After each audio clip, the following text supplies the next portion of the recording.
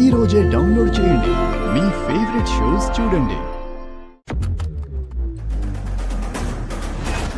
సత్య hi.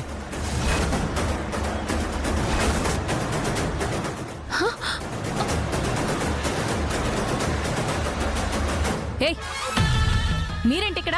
ఏంటో ఈ అమ్మాయి వెళ్ళి పిలవకపోతే తినకుండా అలాగే పడుకుండిపోతుంది.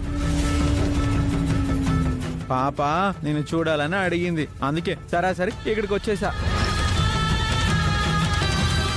అమ్మా త్రిపుర, త్రిపుర, అత్తయ్య రండి.